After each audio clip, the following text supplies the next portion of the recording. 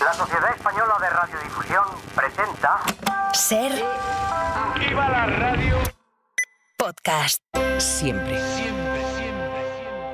Estás escuchando el Abierto de Hoy por Hoy. Cada día analizamos las noticias más relevantes de la actualidad, las claves políticas, económicas y sociales, con las voces de los protagonistas y los distintos puntos de vista de nuestros tertulianos.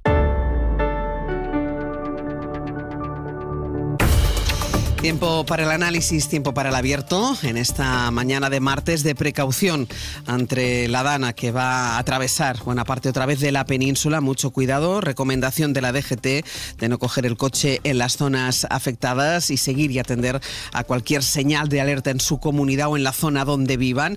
Vamos a saludar a los analistas de esta mañana. Eduardo Madina, ¿qué tal? Muy buenos días. Hola, buenos días. Berna González Harbour, buenos días. Hola, buenos días, Ángels. Y aquí a mi lado en Radio Barcelona, Joan Subirats. Buen día, buenos días. Buen día, buenos días. Mira, quiero empezar, ahora iremos a los efectos de la Dana y sobre todo los efectos políticos de la Dana que arrasó la provincia de Valencia, pero como todo esto coincide con la celebración de la Cumbre del Clima en Azerbaiyán, que esto ya tiene un tema, quiero poner encima de la mesa algunos datos que ya se van dando y que se van conociendo en el entorno de esta Cumbre del Clima. Por ejemplo, que 2024 será el año más cálido desde que hay registros.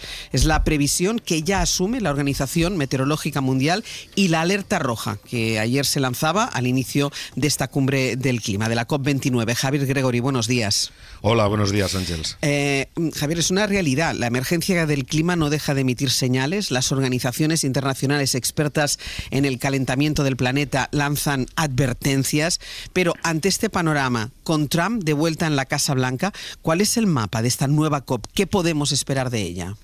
Pues el mapa nos lleva otra vez a un fracaso, porque Naciones Unidas va a volver a pedir hoy. Ahora están los líderes de los países en la COP, es el día 2, el día de sus grandes discursos, y va a volver a pedir a las potencias industriales que reduzcan el uso del petróleo, gas y carbón, porque las emisiones de los combustibles fósiles son los que están provocando el cambio climático. Pero la ausencia de los presidentes de los dos países que más contaminan la atmósfera de la Tierra, Estados Unidos y China, ni siquiera ha venido Biden, va a volver a impedir que se alcance aquí en la cumbre de Bakú un nuevo acuerdo internacional para recortar los combustibles fósiles, que es realmente la única causa que podría frenar o paliar el cambio climático. Y mientras tanto, el cambio climático mata ya a miles de personas, lo recordaba ayer el delegado de la ONU, en todo el mundo, y también se hacía referencia ayer a catástrofes como la Dana en Valencia, y lo denunciaba desde Bakú el representante de Greenpeace, Pedro Zorrilla. La catástrofe de Valencia nos ha mostrado la importancia de dedicar recursos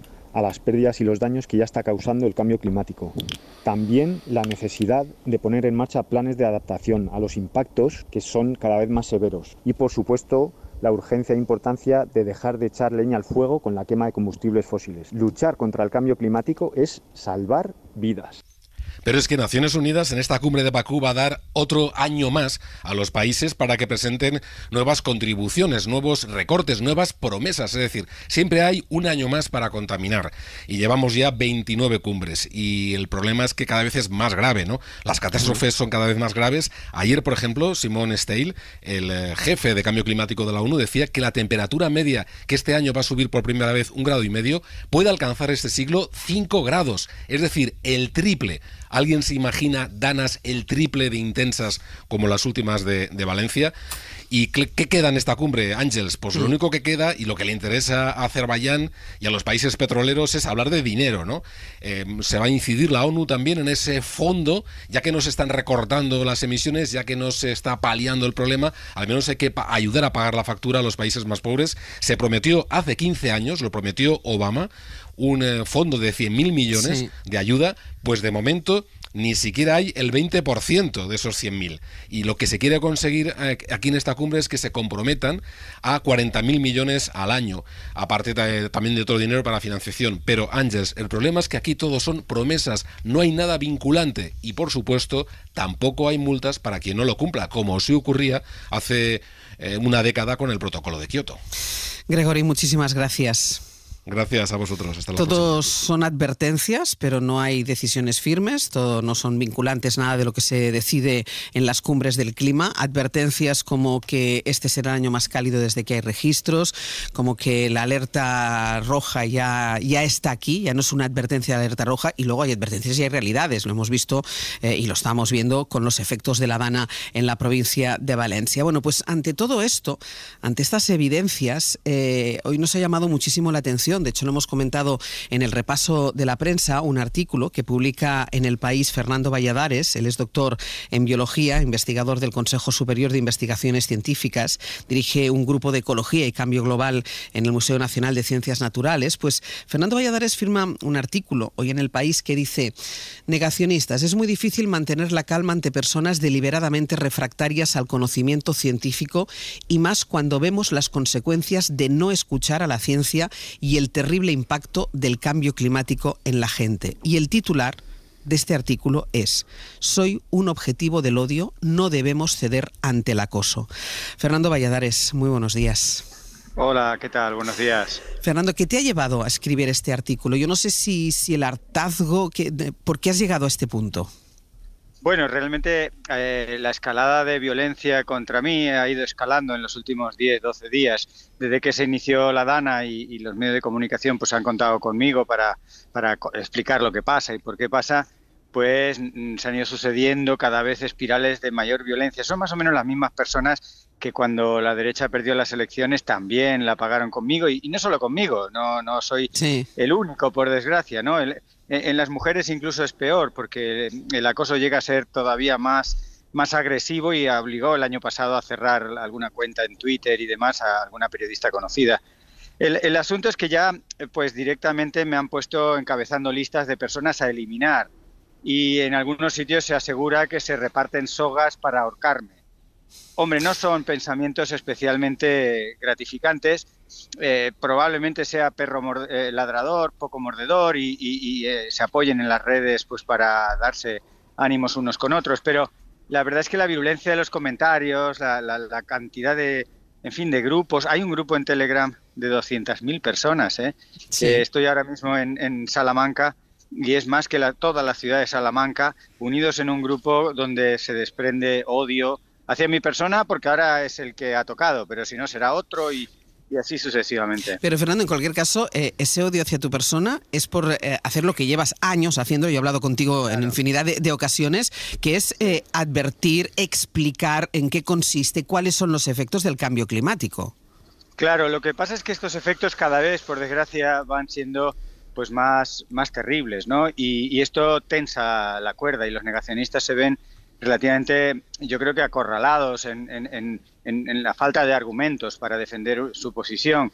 Y claro, pues la violencia crece, y la confusión también. A mí, de las cosas que me ha llevado a escribir este artículo, también he sacado un vídeo en mi canal de la salud de la humanidad, y llevo 3 o 4 días reflexionando, personalmente muy agotado, bastante bloqueado, a veces un poco triste por las respuestas de la gente, pero también, por otro lado, como digo en el propio artículo, deseo dar las gracias a mucha gente que ya me ha expresado su apoyo, que decir, mira, los que somos sensatos muchas veces no gritamos tanto como estos que odian, hay mucha gente que concuerda con lo que dices, etcétera, ¿no? Y eso pues te anima, ¿no? Porque el no estar solo y el que te confirmen que no estás tampoco loco, pues viene bien en estos tiempos de desinformación, donde, como comentabais en la presentación, creo que globalmente hemos perdido una gran batalla de comunicación y de información cuando un presidente negacionista declarado y absolutamente alejado de la ciencia como Donald Trump ha sido elegido, incluso por algunos grupos como los latinos, que creen ingenuamente que ese presidente se va a preocupar por ellos, ¿no? Ahí creo que hay un fallo tremendo de comunicación que tenemos que analizar y ser mejores comunicadores, ser mejores personas, que no sé bien en qué eje hemos fallado. Ya, lo que pasa es que es duro, porque entiendo que la tentación, y yo creo que tú incluso lo planteas también en el artículo, claro, la tentación llega un momento que es bajar los brazos, porque tú puedes contar, puedes informar datos, hechos, pero no son refractarios a los datos. Totalmente. Y a los hechos. Yo lo que bebo, o sea, creo dentro de mis flaquezas, ¿no? creo que la fuente de energía que me alimenta es básicamente encontrar buena gente con la que, digamos, compartes ideas y objetivos y valores y te preocupan realmente los derechos humanos, y luego un afán infinito de entender, de aprender, ¿no? Yo por eso no bloqueo, y a lo mejor estoy haciendo mal, no digo que sea lo que haya que hacer. Yo no bloqueo a los que me odian y deseo saber que existen, entenderles. Y cuando me los encuentro en algún foro, poco, por suerte todavía, porque me temo que serán algo violentos, pues me lo he encontrado en el Ateneo de Madrid, por ejemplo, dando una charla, pues yo procuro empatizar, a pesar de que me cuesta mucha energía, me cuesta, es como un ejercicio de yoga, de estiramiento intelectual. O sea, forman parte de la sociedad, los hemos de alguna manera generado todos y todas. Yo no creo que sean productos totalmente aislados, ¿no? Igual que algunos políticos que no te sientes nada identificado con ellos, dices, sí, pero han sido elegidos democráticamente. Esto merecen un respeto y una reflexión, ¿no? Y ahí estamos. Entonces yo creo honradamente que eso me da a mí, a quien practique esta forma de, por un lado, querer entender y por otro lado, apoyarte en gente afín que te dice no estamos del todo locos, aunque nadie sabe exactamente cómo cambiar el discurso. Pues es la forma de lidiar, y por eso escribí ese artículo. Me invitaron desde El País cuando vieron un poco los últimos acontecimientos ya locos, ¿no? Cuando repartían sogas virtuales en Internet para ahorcarme, pues era, en fin, no sé, ya situaciones que casi ríes, pero que son duras, ¿no? Déjame que te haga una última pregunta sobre lo que nos contaba Gregory. ¿Ninguna esperanza depositada en la Cumbre del Clima de Azerbaiyán? Pues no, o sea, porque yo soy una especie de optimista irredento, ¿no? Y de hecho me han dado algún premio de optimismo, ¿no? Porque me gusta intentar escarbar algo positivo. Y si algo positivo puede tener esta cumbre es que pone al cambio climático durante 10 días en primeras planas de todos los periódicos. Incluso cuando se comenta que, fíjate, una cumbre del clima celebrada por tercera vez en un país fuertemente dependiente del petróleo, ¿no? Pues también es una oportunidad que les damos a esos países para retratarse. Internacionalmente es una especie de pasarela en la que hablan de su propia sostenibilidad. No creo que avancemos mucho. En las cumbres casi nunca se avanza mucho, la verdad. Son unos ejercicios diplomáticos que, por otro lado, son imprescindibles, pero son completamente insuficientes. Yo espero que por vergüenza torera, al menos los fondos estos de daños y pérdidas a los países más desfavorecidos acaben concretándose, porque ya se lleva anunciando como que viene el lobo, pues se llega anunciando muchas veces que los países han encontrado un mecanismo financiero para hacer llegar esa ayuda. La ayuda virtualmente va creciendo porque, claro, va quedándose pequeña, pero que no se materializa. Entonces yo espero que este año, al menos en esta cumbre que le llaman la cumbre económica, pues que tenga esa parte de compensación medio resuelta, pero poco más. El problema gordo son las emisiones, como decía Gregory, y esto no se va a abordar faltando Rusia, faltando Estados Unidos, faltando China y faltando incluso Brasil, ¿no? Sí. Un país que amalgamaba y unía a buena parte de los países, digamos, intermedios o pequeños en cuanto a emisiones. Pues Fernando, yo agradezco muchísimo que nos hayas atendido. Muchísima suerte y muchísima fuerza. Muchas gracias, Ángels. Un beso. Gracias a todos. Un abrazo. Beso. Chao.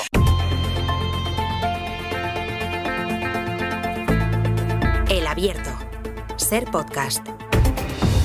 En El Abierto, Joan Subirats, Berna González Harburg y Eduardo Madina. Empezábamos El Abierto con el minuto y resultado de la Cumbre del Clima, con esa alerta del calentamiento ya de este año, esa alerta roja que se lanza en estos primeros compases de la Cumbre del Clima que se celebra en Azerbaiyán. Y eso nos ha dado pie a esa conversación que manteníamos con Fernando Valladares, que es alguien que lleva muchísimo tiempo trabajando para luchar contra las consecuencias del cambio climático, explicando, y además es alguien, y él lo decía, soy un optimista, es que incluso cuando él habla de las consecuencias del cambio climático es alguien que siempre busca la esperanza a la que aferrarse, incluso encontraba algún motivo para la esperanza en esta cumbre de Azerbaiyán, y que esto, alguien que lleva tantos años trabajando en esto, que sea todo un referente, que estamos viendo las consecuencias del cambio climático, las hemos visto ahora mismo hace 15 días en Valencia, y que sea el objetivo del odio de los negacionistas, que cada vez son más y que evidentemente cada vez atienden menos a razones. Edu. Sí, yo creo que esa es una buena... no se me ocurre un resumen mejor, Áñez, porque creo que este es uno de esos debates que En resumen, viene un cambio de época en el ámbito de la, no sé si comunicación o posición humana ante los asuntos que nos conciernen, y es que hemos dejado de tener opiniones sobre los mismos hechos para tener distintas realidades y distintos hechos. Entonces, frente a científicos como por ejemplo el señor Valladares o otras muchas voces científicas a lo largo y ancho de nuestro país y a lo largo y ancho de Occidente, siempre hay quienes pretenden colocarse en un plano de una realidad distinta, negando que en el último siglo y medio en el planeta Tierra ha subido la temperatura algo más de 1,5 grados, que de los últimos 20 años se han concentrado en nuestro país 12 de los que más temperaturas ha tenido del registro histórico, que el año 2024 va camino de ser el año más caluroso de la historia desde que hay datos, que estamos viendo no tanto un cambio climático como dentro de una crisis climática que tiene dentro elevación de temperaturas, tormentas más potentes, aumento de sequías, aumento del nivel de los océanos y calentamiento del agua, desaparición de especies, escasez de alimentos, más riesgos sistemáticos para la salud, pobrezas, desplazamientos climáticos, migraciones que obedecen a cuestiones de clima y que es insostenible. Es verdad que estamos pues empezando una nueva cumbre, ¿no? Es lo de Gramsci, pero al revés. El optimismo de la razón y el pesimismo de la voluntad. Sabemos que hay una crisis climática, quienes no somos negacionistas, quienes no ponemos sogas en Twitter para colgar a científicos ni amenazamos de muerte a quienes tienen la razón científica de su lado y han analizado el problema. Pero el pesimismo de llevar a cabo esa realidad analítica en la que muchos estamos de acuerdo, pues es una constante. Así que el tiempo entre cumbres se mide en decepciones. ¿Cuántos metros de decepción existe entre una cumbre y otra cumbre? De una incapacidad de voluntad política para llevar a cabo procesos de cambio sistémicos, compartidos, coordinados o integrados a escala regional europea y a escala global, para luchar contra las evidencias científicas de una crisis climática que es indisociable del fenómeno último que hemos vivido en España, en Castilla-La Mancha y en la Comunidad Valenciana. La DANA, diría, la emergencia climática y el impacto de un gran drama y una gran tragedia por fenómeno natural que se ha llevado a más de 200 personas y que ha generado el destrozo que todos sabemos que ha trabajado. Pues bueno, todo eso es indisociable de esta crisis climática en la que estamos, así que no sé cuántas evidencias más necesitamos, seguramente ya no es una cuestión de evidencias, es una cuestión de voluntades. Ojalá de esta cumbre, pues en el optimismo ese del que nos hablaba Valladares, ese optimismo un poco antropológico, sistemático, al que todos nos agarramos como una última oportunidad, salga algo relevante y algo concluyente de esta cumbre. Joan. Sí, el tema es que estamos cada vez más en esa especie de tensión que no sabemos por dónde salir entre el saber y el hacer, ¿no? O sea, cada día sabemos más y cada día, digamos, las acciones que se emprenden son más insuficientes en relación a lo que sabemos, ¿no? Y entonces, como eso es muy evidente y es, digamos, tiene una fuerza, digamos, científica muy sólida y es difícil, digamos, contrarrestar, digamos, al mismo nivel de evidencias científicas lo que sabemos, entonces la alternativa es el negacionismo y los bulos, ¿no? Y evidentemente el momento de las redes, el momento digital que vivimos, como decía Elon Musk el otro día, ¿no? The media are you now, ¿no? O sea, hay esa sensación de que la gente, entre ellas, sí que realmente pueden decirse las verdades que el sistema les niega, ¿no? Entonces, esa parte, digamos, de heroicidad que tendría el negar lo que los poderosos, las élites dicen, y ahí encontraríamos y incorporaríamos a los científicos, a los medios de comunicación, a los que mandan, y en cambio entre nosotros somos capaces de decirnos aquello que realmente pasa. ¿Por qué?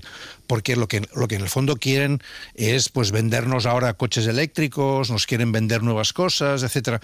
Entonces yo creo que esa parte, digamos, de negacionismo tiene ese atractivo de lo cutre, digamos, ¿no? De lo que entre nosotros nos podemos decir, del cuñadismo, sí, que muchas veces decimos. Yo creo que tiene esa parte, ¿no? Entonces realmente me resulta complicado el traspasar ese nivel de, digamos, de conocimiento a la acción si no somos capaces de alterar esa situación, ¿no?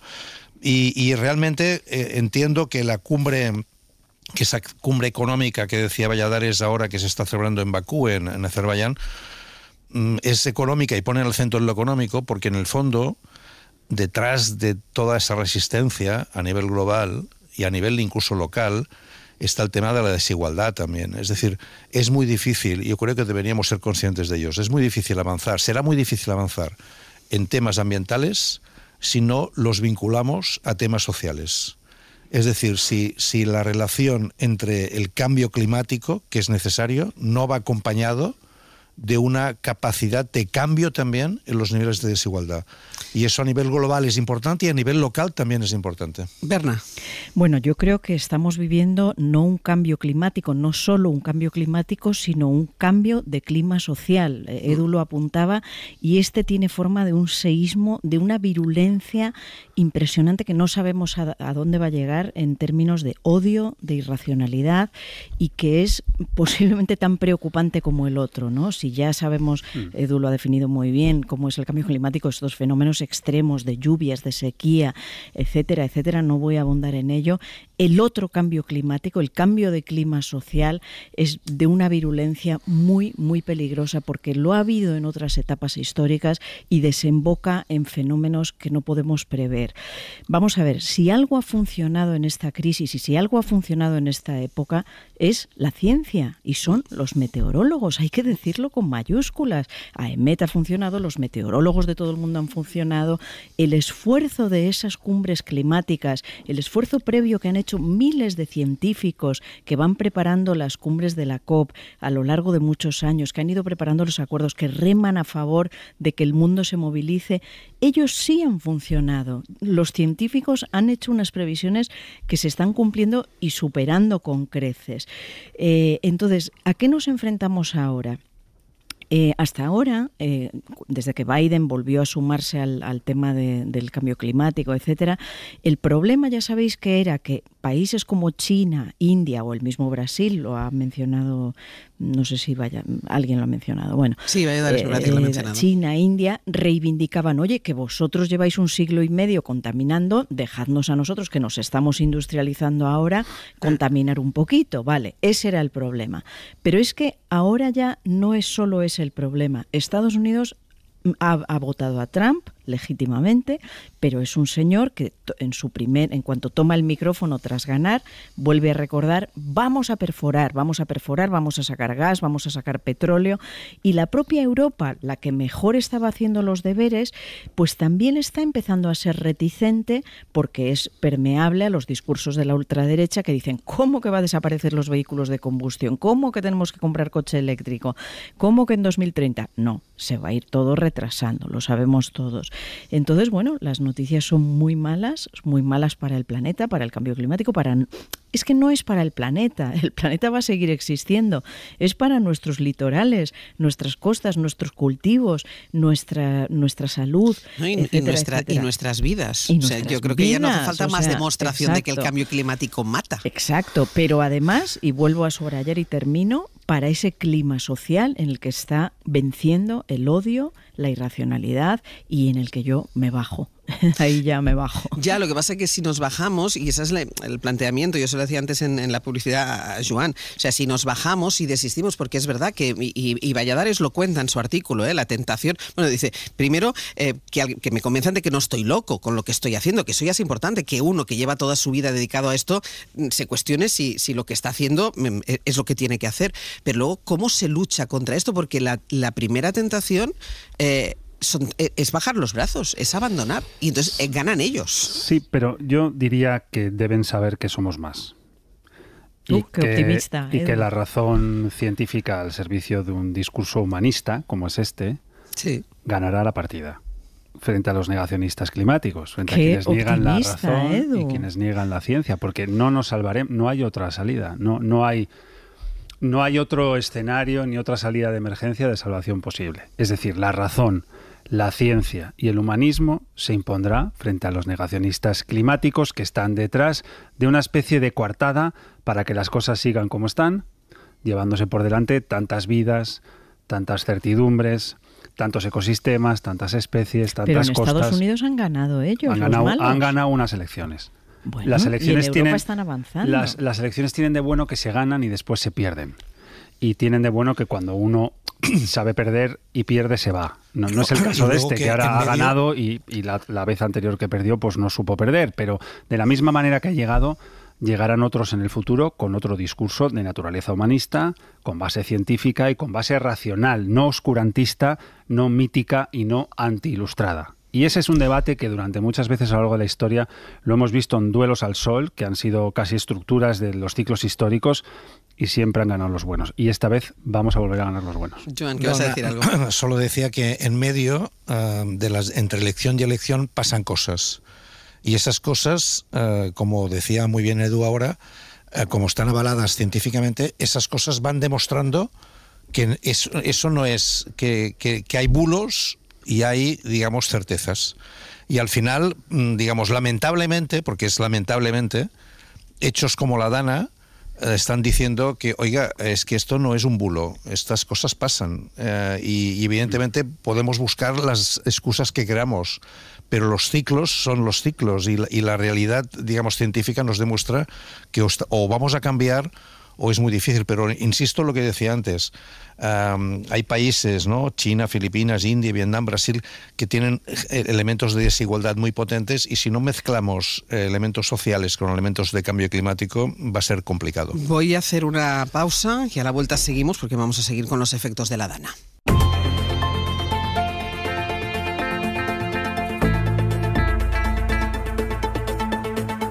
En el abierto, Joan Subirats, Berna González Harbour y Eduardo Madina.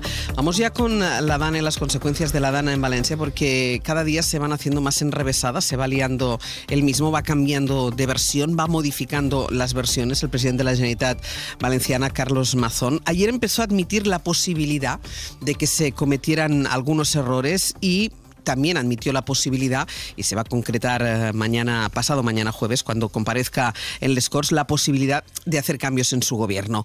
Radio Valencia, Julián Jiménez, buen día. Buen día, Ángels. Empujó esa decisión de todas formas hacia adelante, al menos unas horas, no concretó nada.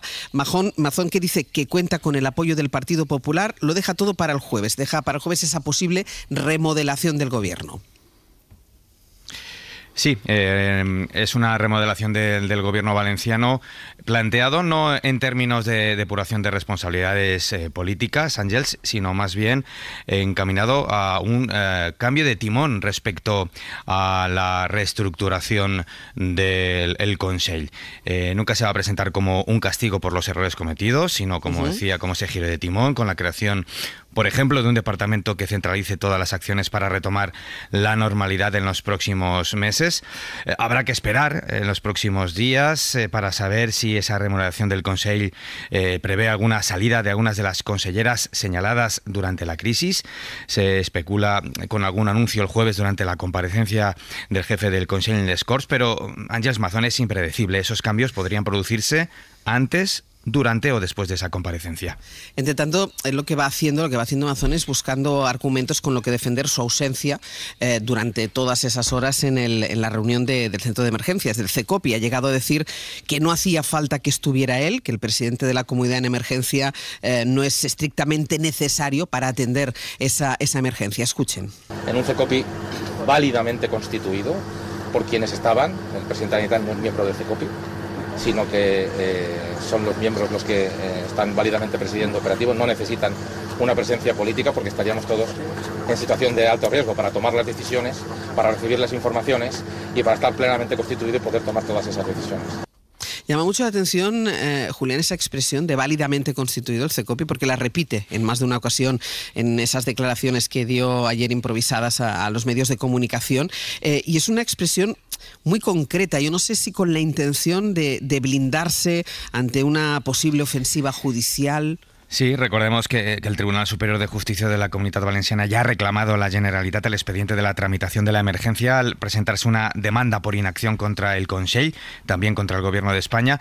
Carlos Mazón y su gobierno se van a enfrentar posiblemente a una catarata de querellas, de demandas, y por eso van construyendo un relato que jurídicamente les pueda eximir de alguna de las responsabilidades judiciales que se deriven de la crisis. Por eso pone el foco en la autonomía de los técnicos de emergencias para la toma de decisiones. Y no solo eso, desde hace días lleva abonando la tesis de la corresponsabilidad, señalando también a organismos estatales como la Confederación Hidrográfica del Júcar. Bueno, pues sumen a este goteo de hechos, ¿no?, a esa ausencia de la reunión del CECOPI, una comida en la que permaneció incomunicado durante horas, a la alerta que se envió tarde a los ciudadanos. Bueno, sumen lo que ahora sabemos que dijo Mazón sobre la decisión de la Universidad de Valencia, y es algo que comentamos aquí, que el día de la Dana decidieron suspender ante la alerta de la EMET, ellos mismos decidieron suspender las clases y también la actividad profesional en el centro. Bueno, pues en una reunión con empresarios aquel mismo día, el presidente de la Generalitat Valenciana dijo que esa, Julián, era una medida exagerada. Sí, os pongo en contexto. Es la 1 de la tarde de ese martes 29 de octubre, el día en el que estalló todo. A esa hora la Dana ya ha producido algunos problemas serios en la comarca de la Ribera Alta, y en Utiel, también a esa hora, se están empezando a inundar algunas calles por una fuerte tromba de agua.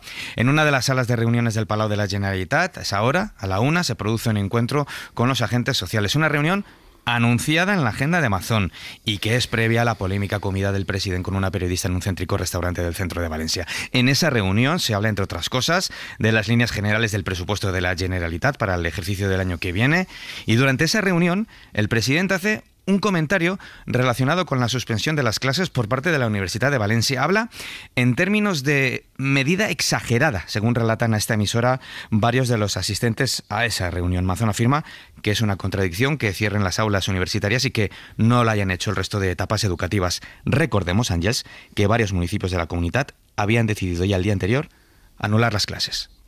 Julián, gracias. A vosotros. Berna, van cambiando de versiones el presidente de la Generalitat, ahora intentando blindarse también para esa posible ofensiva judicial y sobre todo hablando de la corresponsabilidad, señalando también al gobierno central. Bueno, yo no sé si habrá responsabilidad judicial, eso lo veremos, pero hay una responsabilidad política clarísima, ¿no? Que esa es la que ahora nos incumbe y la más inmediata que debemos y tenemos la obligación de señalar. Hasta ahora yo creo que todos hemos sido cuidadosos, hemos hablado de errores, pero en la gestión de una crisis hay errores, hay incompetencia, puede haber mala fe. Bueno, creo que es Tellado el que ha acusado al gobierno de mala fe.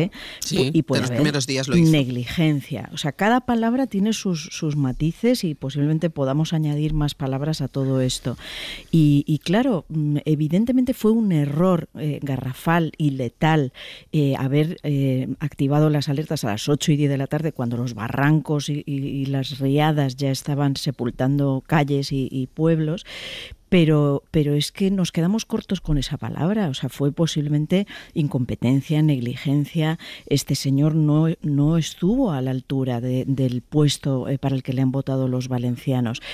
Quiero señalar también la bomba política que esto supone para el Partido Popular. No olvidemos que Carlos Mazón fue el primero que pactó con Vox, el primero que rompió la estrategia de Feijóo, si es que tenía alguna. Pero que lo hizo con una rapidez. Sí, es que tenía alguna, vuelvo a decir, pero ya marcó la estrategia de las siguientes comunidades autónomas y eso derivó en la victoria insuficiente que obtuvo Feijóo en las elecciones generales, porque el espectáculo de pactos con Vox ya fue bastante deprimente para una buena parte de la población. Entonces, este señor, que no es de la cuerda de Feijóo y que actuó por su cuenta, pues nos regaló a España el primer gobierno autonómico con la ultraderecha y nos ha regalado ahora, y sobre todo a los valencianos, una gestión negligente, nefasta, una ausencia aún injustificada, en la que solo los fantasmas de la peor España pueden estar sobre él, y sobre todo se ha convertido en un señor que ya no puede andar tranquilamente por las calles de la comunidad que gobierna. ¿Cuánto tiempo puede sobrevivir? No lo sé, porque es cierto que en plena crisis es imposible pensar en unas elecciones, pero yo creo que es un cadáver político andante este señor. Joan.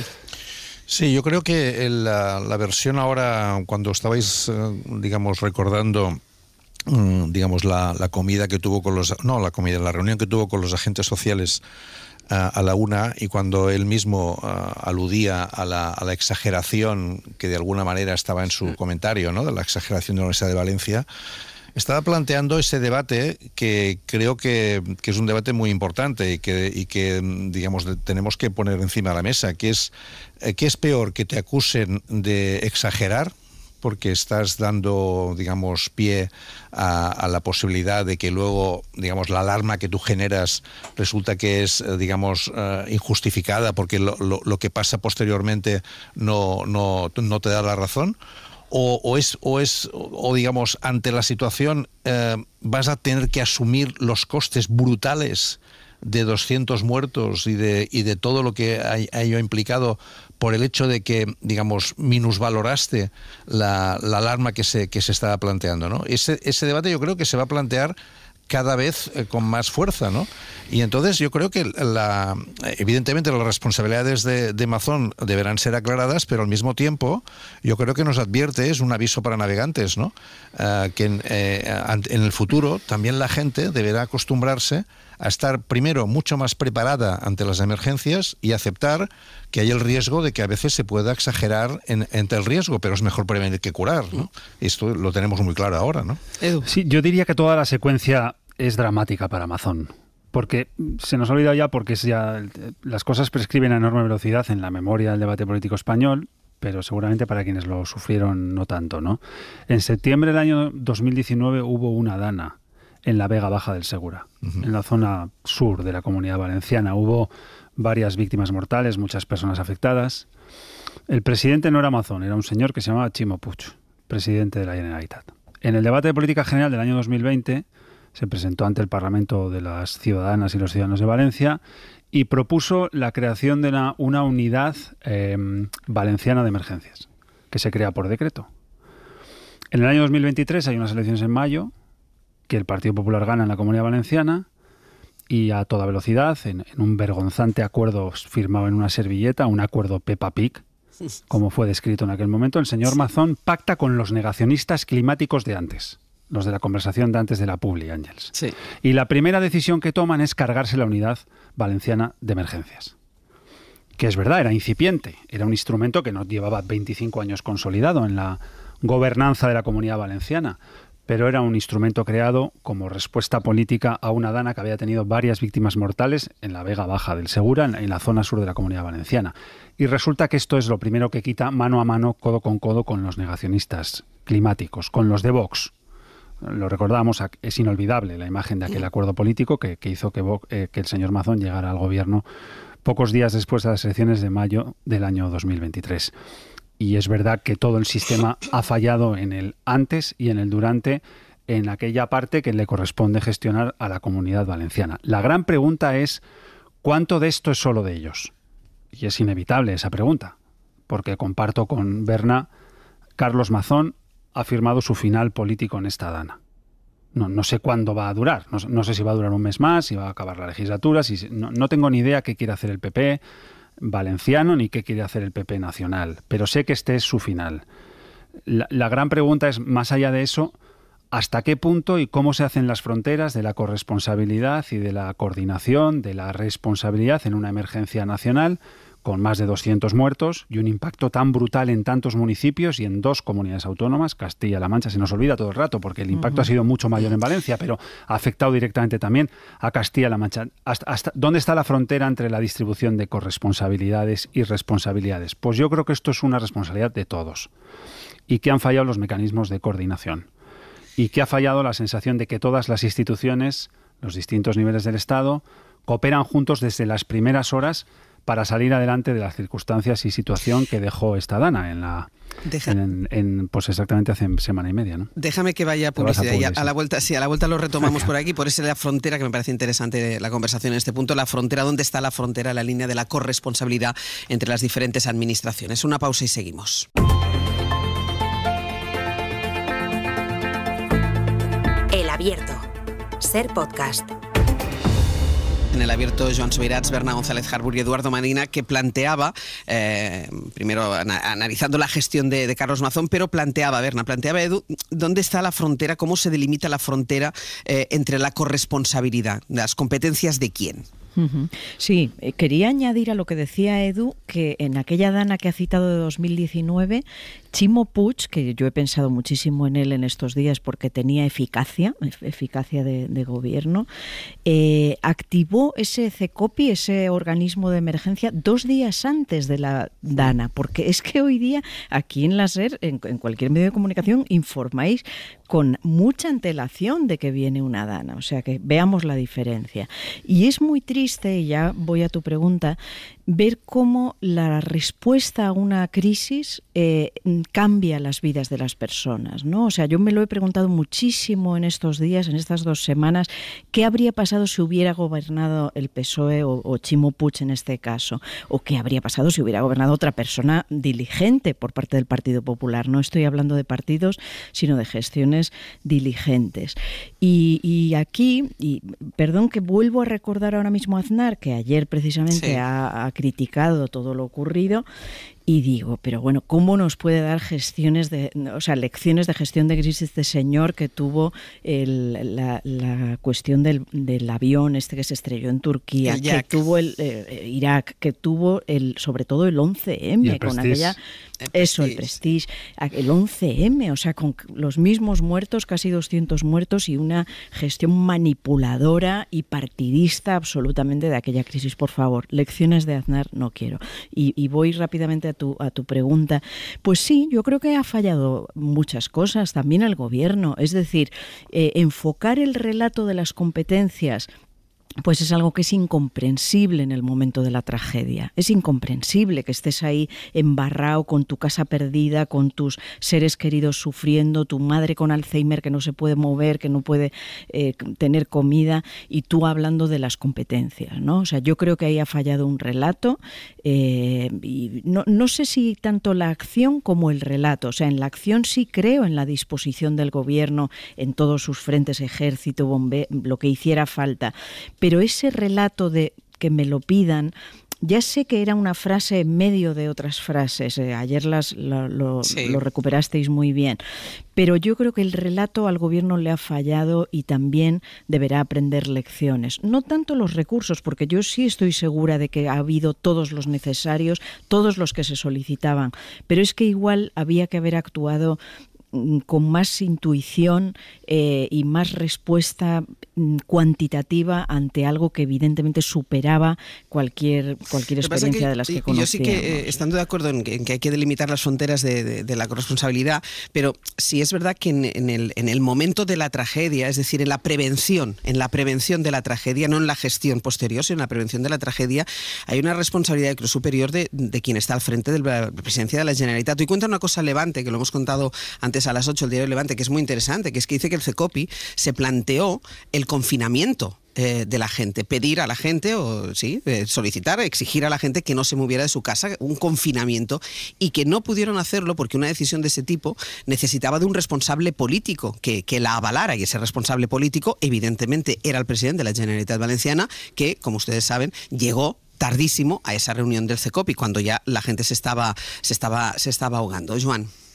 Sí, yo creo que hemos de aprender, digamos, todos de esto, ¿no? Porque una cosa ahora es evidentemente lo más urgente es intentar ayudar a la gente y recuperar al máximo no la normalidad, sino la posnormalidad, es decir, que somos capaces de hacer y de mejorar en relación a la situación que tenemos ahora, ¿no? Pero también deberíamos aprender hacia el futuro, ¿no? Yo creo que en este tema seguramente digamos la capacidad, digamos, de comunicación que tiene la gente ahora, que no la tenía antes, hace también que cuanto más aprendamos nosotros mismos el cómo leer las señales de emergencia, el cómo reaccionar ante los avisos, el cómo estar preparados ante situaciones de este tipo que van a repetirse, esto también evitará en el futuro, al margen de la delimitación de responsabilidades que podamos hacer sobre lo que ha pasado ahora en el 29 de octubre, pero aprender hacia el futuro también de cómo activar a la propia ciudadanía, de cómo actuar en relación a emergencias de este tipo, ¿no? Yo creo que esto también es un elemento clave, ¿no? Yo recuerdo que, y esto es muy típico, lo sabéis, que cuando se habla de los tifones y de los huracanes en la zona del Caribe, siempre se pone se pone el contraste entre lo que ocurre en Haití o lo que ocurre en Cuba, ¿no? Porque en Cuba hay una capacidad de preparación ante este tipo de desastres que hace que la gente esté muy activa y sepa cómo reaccionar ante ello, y en Haití no ocurre lo mismo, ¿no? Yo creo que eso también es un elemento de aprendizaje, repito, al margen de delimitar responsabilidades sobre lo que ha ocurrido, ¿no? Pues vamos a hacer una cosa que es ir sobre el terreno, como estamos haciendo estas fotografías. Estos días estamos buscando esas fotografías. Ahora ya un poco de esa necesidad que tienen los afectados de recuperar algo parecido a la normalidad. Ayer veíamos como muchos niños habían vuelto ya a la escuela. Vemos también cómo empiezan a funcionar algunos servicios públicos que están facilitando un poco la vida a la gente. Y hoy nos hemos ido hasta un polígono industrial en Paiporta. Ahí está Juan Magraner. Juan, buen día. Buen día. Cuéntanos, en un polígono industrial donde a las 9:30 de la mañana, en circunstancias normales, tiene que haber muchísima actividad, ¿hoy qué pasa ahí? Pues lo primero, me llama mucho la atención las pintadas en la puerta prácticamente de cada nave y de cada campa. Visto, y una fecha, 2 del 11, 3 del 11, hay un trasiego incesante, pero de botas de agua, de uniformes de empresa, y no se trabaja. Ahora mismo lo que se hace es limpiar dentro y fuera, y algunos que quieren comenzar a trabajar no lo tienen fácil. Cientos de coches, de máquinas destrozadas, el palmo de barro que queda en las zonas transitables, ni lo ponen fácil y además esconde sorpresas. Y a eso suman la amenaza de lluvia y miran al barro que comienza a resecarse a trozos y también a los jefes. El polígono, sí, la verdad es que está todo lleno de tornillos, día sí día no pinchamos y bueno, pues teniendo paciencia y esperando que lleguen aquí al polígono. ¿Y cuando anuncian lluvia para partir de esta noche y mañana, cómo lo veis? Pues lo vemos, pues claro, pues con el temor de lo que ha pasado, pues con incertidumbre, pero nada, veremos a ver si es alerta roja, si es alerta naranja. Imagino que mi jefe nos dirá de quedarnos en casa por lo que pasó. ¿Si llueve normal o si llueve como el otro día? Hombre, si llueve normal imagino que vendremos, y si empieza a llover mucho pues nos iremos. Muchas gracias. Y desde hace un rato van llegando también voluntarios en pequeños grupos, no se quedan, van a Paiporta, es aquello de primero el pueblo, pero es cierto que no habrá pueblo si esto no se recupera. Solo aquí, en Paiporta, 200 empresas destruidas y lejos aún de poder ponerse en marcha siquiera al tran-tran. Juan, muchísimas gracias. Un abrazo. Y hay todavía un par de cosas relacionadas con la Dana. Una es, y empezábamos hablando del mensaje de los negacionistas, del mensaje de la antipolítica. Ha habido mucho mensaje de este tipo también a partir de la gestión de la Dana. Y ayer contestaba Pedro Sánchez alguno de estos mensajes, alguno de estos discursos. He incorporado a todos los servidores públicos. Ustedes me preguntaron durante la semana pasada y yo siempre hablo de que el Estado somos todos. El Estado somos todos. Y esto es muy importante reiterarlo una y otra vez, cada vez que tengamos ocasión de hacer y de hablar a los ciudadanos. El Estado somos todos. Estamos viendo ahora mismo algunas campañas en redes sociales, ¿no?, de que solo el pueblo ayuda al pueblo. El Estado somos todos. Frente al solo el pueblo salva al pueblo, Joan, el mensaje de que el Estado actúa, de que el Estado está en todo prácticamente. Sí, bueno, este es un gran tema, ¿no? Es decir, porque, digamos, el Estado es el Estado, es la Administración General del Estado, son las comunidades autónomas, son los municipios y, evidentemente, también, en una democracia, el conjunto de ciudadanía, ¿no? Por lo tanto, yo diría que, digamos, lo que está haciendo el presidente Sánchez es reivindicar la acción del Estado, de la Administración General del Estado, en primer lugar, porque ha sido acusada de negligencia o de no colaborar, pero al mismo tiempo reivindicar también la idea de que todos juntos hemos de ser capaces, tanto desde el ámbito de la función pública o de las instituciones públicas, como desde el ámbito de la ciudadanía, en reaccionar ante ello. Yo, en ese sentido, sí que creo que hay un elemento que también deberíamos aprender hacia el futuro, que es reforzar el ámbito municipal, digamos, ¿no? El ámbito municipal es muy importante, lo estamos viendo estos días, ¿no? Al final, la gente que conoce más lo que está pasando en cada sitio son los alcaldes. Es una estructura, toda esa zona que ha quedado afectada son 45 municipios, no había ninguna entidad metropolitana. Entonces, la capacidad también de colaboración entre administraciones, que ahora se está poniendo de relieve, exigiría también esa articulación mayor entre sociedad civil, administraciones públicas, ONGs, entidades, ¿no?, que son al final los que están codo con codo intentando mejorar la situación actual, ¿no? Bernardo, hablabas de calentamiento social, también se cuela el discurso no negacionista en este caso, pero sí el discurso de la ultraderecha en la gestión de la ANA. Sí, esto es lo más terrible, ¿no? Estoy pensando en todos los mensajes, por ejemplo, he visto a gente muy de la calle, muy, o sea, no gente política, ni científica, ni informada, hablando, por ejemplo, de que la culpa fue de Pedro Sánchez, que abrió las presas del Júcar, ¿no? Hemos visto al PP hablando de mala fe. Es decir, se están combinando no solo los bulos en las redes sociales, sino con televisiones que han sido muy nocivas, con programas de televisión que han sido muy nocivos al divulgar bulos, o sea, y todos sabemos en lo que estamos hablando, o sea, de Iker Jiménez divulgando aquellos bulos sobre los cientos o no sé cuántos muertos en aquel aparcamiento, etcétera, etcétera. Es decir, ya hay una fusión de los bulos por redes, los bulos por televisiones, es decir, en programas de prime time, de máxima audiencia, y los bulos sostenidos por líderes políticos, como en ocasiones hace el Partido Popular. El Partido Popular ahí está jugando a todo, ¿no? Feijóo un día acusa al gobierno, otro día no le acusa demasiado porque entonces tendría que acusar a Mazón, Tellado es el poli malo que constantemente habla de mala fe.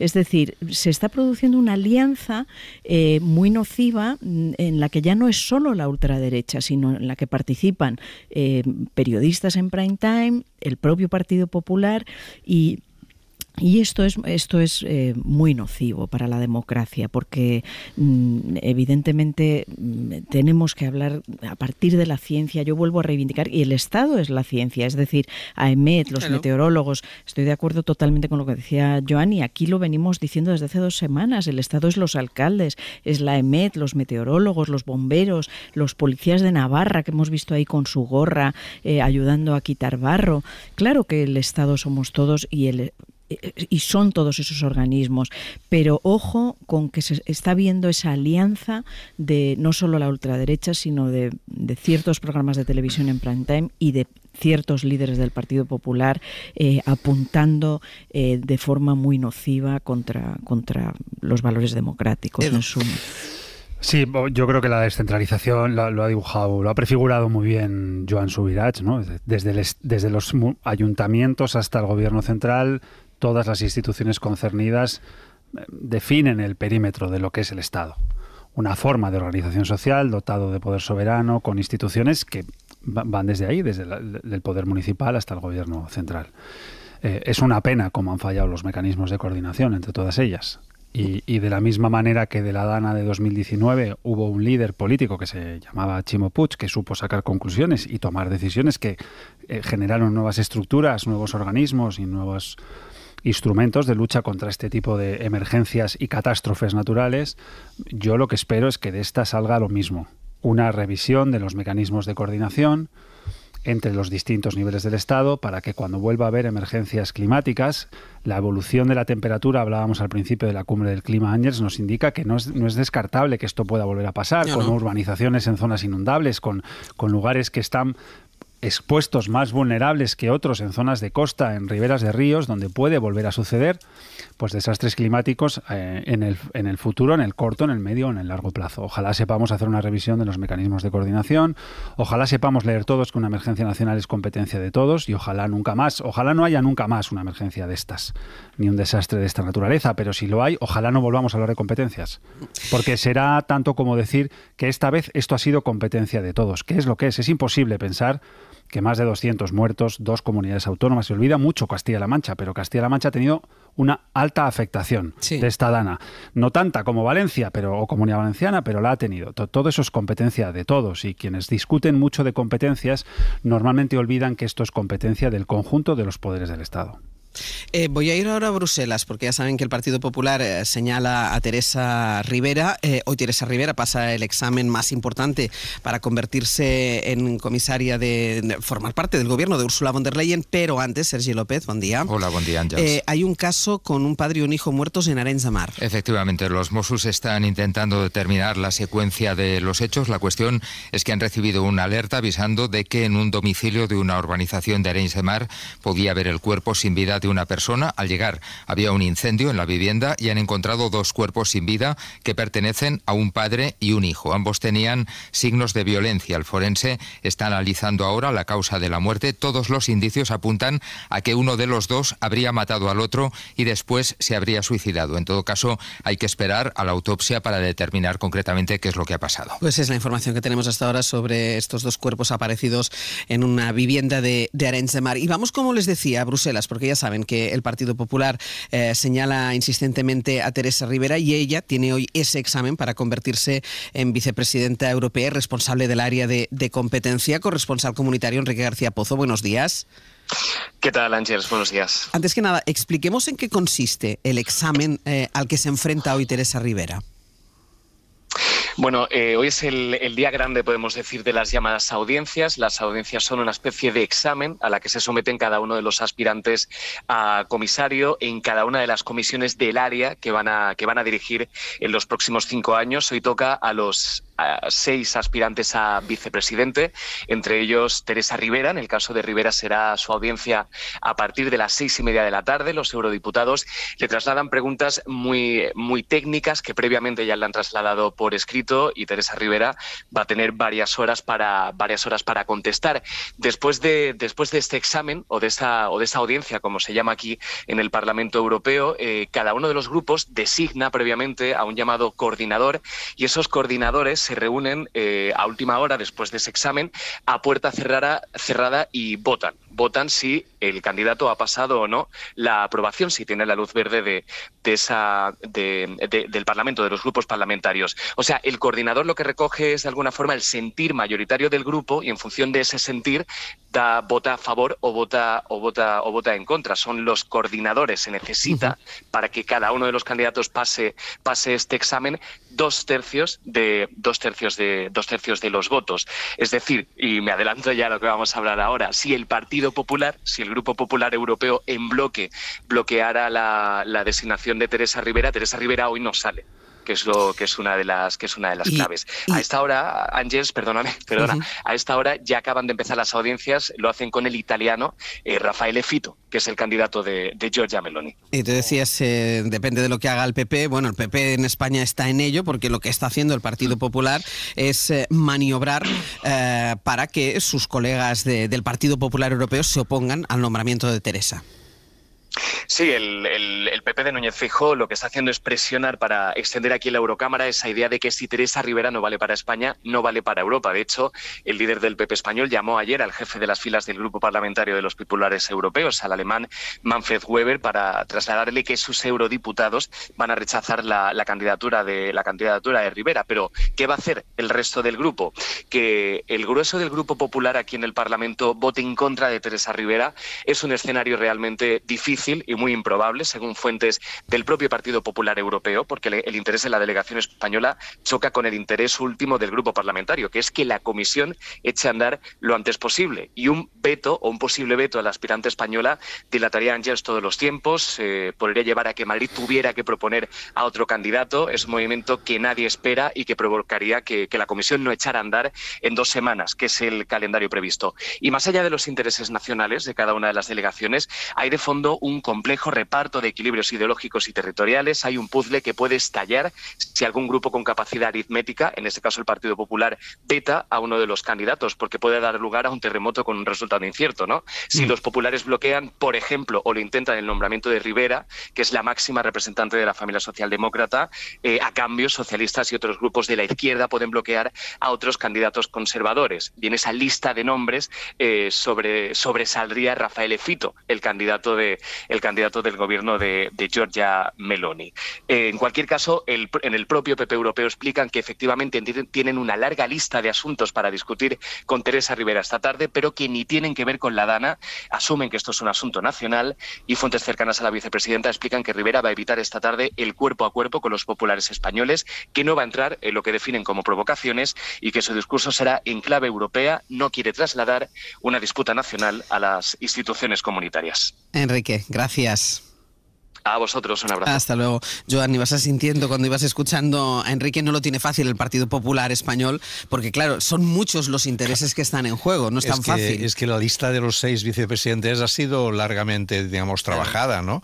Y lo decía muy bien vuestro corresponsal en Bruselas, es decir, el primero que está debatiendo esto es Fito, que es el que tiene, digamos, más elementos en contra, porque es una persona, digamos, con una posición ideológica que llamaríamos de extrema derecha, que forma parte del gobierno Meloni. Si se llega a aceptar la presencia de Fito como uno de los vicepresidentes, ¿cómo no va a aceptarse la que va a ser la representante de la fuerza política más importante después de los populares, que son los socialdemócratas, que es Teresa Rivera?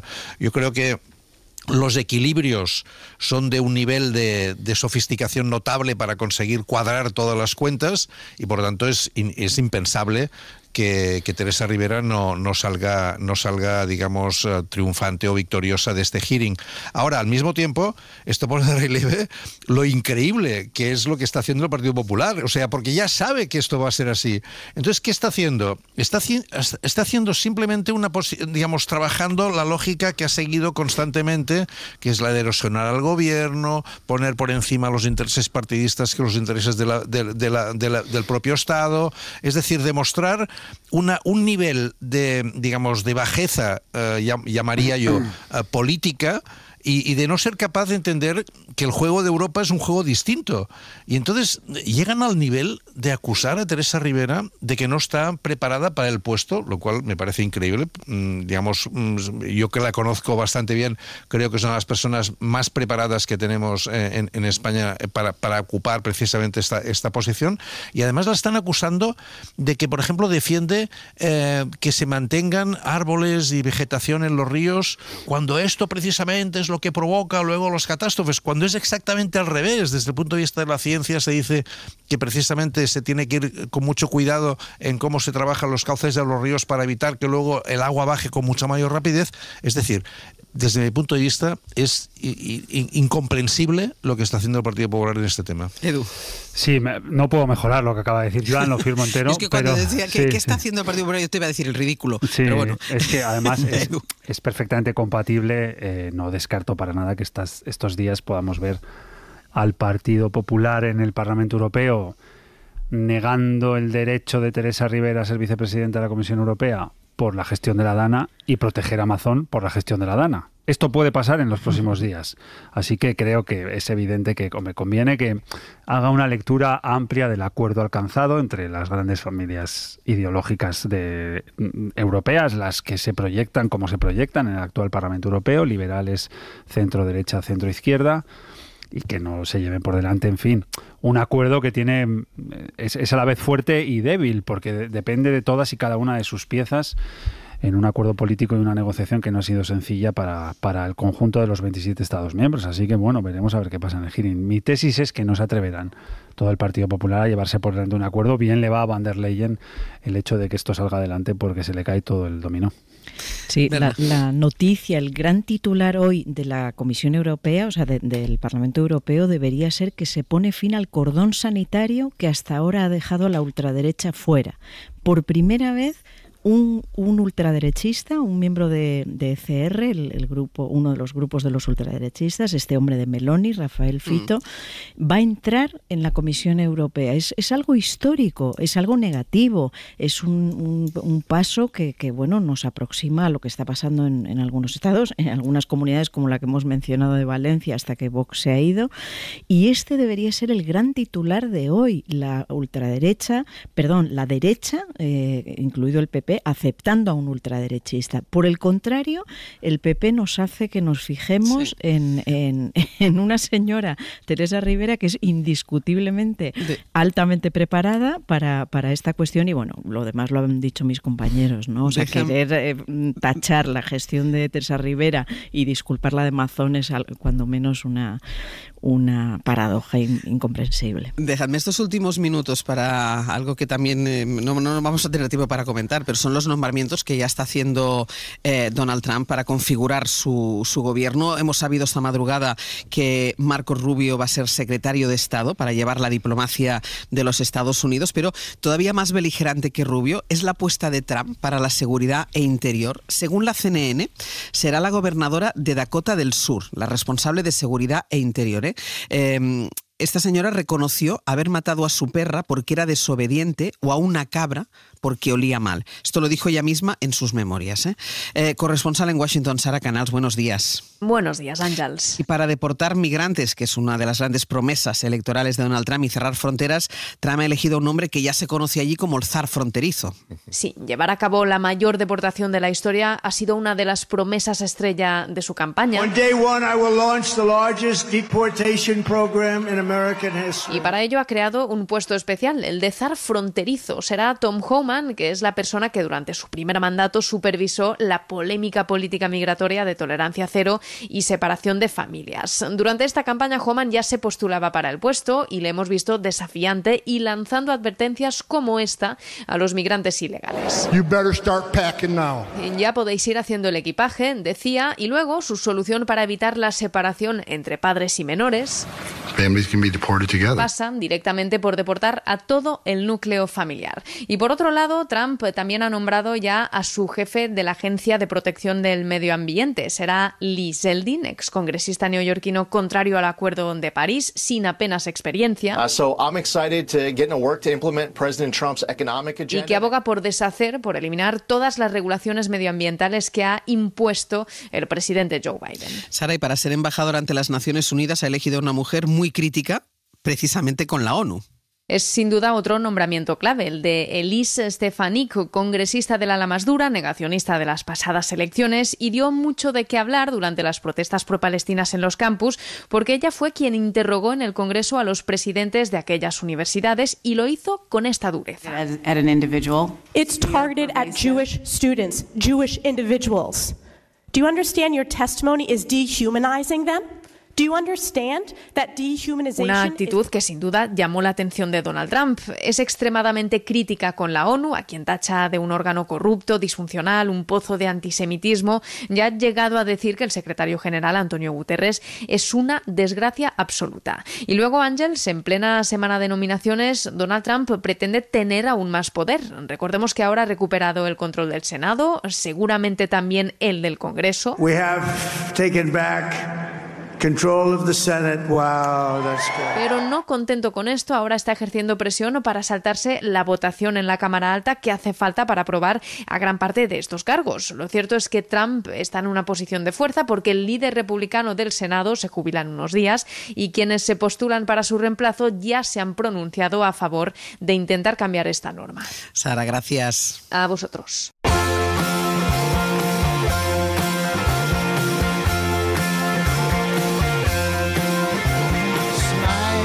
Let your fate come what may, come what may. Vamos a ir terminando el abierto. Están ya Ana Osley y Pepe Rubio. Buenos días. ¿Qué tal, Ángel? Buenos días. ¿Preparados para contarnos lo que vamos a hacer a partir de las 10? Bueno, no sé yo si preparados, pero nos toca. Y lo que toca. Nos toca arrancar las 10. Hacedlo bien. Y lo vamos a hacer seguro en buenas manos porque estarán Nacho Carretero y Aitana Castaño con nosotros. Tenemos Comando Norte como cada martes y hoy hablaremos de nuestra relación con el coche para saber cómo es y qué dice de nosotros. Porque bien, es una herramienta, pero también es un habitáculo. ¿Cuánto tiempo pasamos en él? ¿Cómo nos da libertad y nos atasca la vida? Es un símbolo de la vida contemporánea, pero es una fuente de contaminación. Hay muchas cositas que tocar alrededor del coche. Vale. Bueno, hoy con Chema tenemos Miss Experienzazo, ¿vale? Experienzazo porque tenemos a Guadalupe Fiñana, la abuela de dragones. Se hizo famosa en redes porque sus nietos le subían comentando los capítulos de Juego de Tronos. Incluso llegó a hacer un cameo en la serie precuela La Casa del Dragón y ganó el MasterChef Senior. Es decir, que esta mujer es más famosa que tú y yo. Así que nada, y vamos con un teléfono que es clave a esta hora. Por favor, los que tengan dudas, alguna pregunta que hacer a Eduardo Barba sobre el jardín, ¿tenéis el móvil a mano? Sí, 900 100 800. Vayan marcando y cualquier duda que tengan ya pueden llamar porque están atendiendo los teléfonos. Dudas sobre las plantas, no cualquier duda así en general. Claro, no sobre las plantas, también, el jardín, pero que sobre plantamos, las plantas. en fin. Vale, esa que se muere, etcétera, vale. Y de qué habla Eduardo Alba, porque no solo va a atender a los oyentes, que le gusta mucho atender a los oyentes, pero también va a hablar de las plantas con el frío. Llega el frío y las plantas necesitan un cuidado especial. Por las plantas y el frío, que hoy esta mañana ya hacían 4 grados y ya ese veranito cálido raro que teníamos en octubre o noviembre acabó. Y también podemos hablar del cactus de Navidad, que la Navidad está ahí al lado de la esquina ya, como que llega. Y cerramos con Martín Bianchi, con 15 minutos de fama, que hoy veremos la repercusión de la victoria de Trump, pero en el mundo del famoseo y de la realeza, porque el príncipe Harry, por ejemplo, y Meghan, los duques de Sussex, temen que le retire el permiso de residencia. Todo eso y un montón de cositas a ver si los más. va a deportar. Oye, pues a lo mejor se vienen para aquí y son tan famosos como tú y Pepe, como ha dicho. Por ejemplo, no, que más famosos que Pepe y yo es mi experiencia de hoy, o sea que imagínate. Ya te digo. Bueno, pues todo esto a partir de las 10. Joan Subirats, Berna González Harbour, Eduardo Madina. Hasta la semana que viene. Gracias. Adiós. Para no perderte ningún episodio, síguenos en la aplicación o la web de la SER, Podium Podcast o tu plataforma de audio favorita.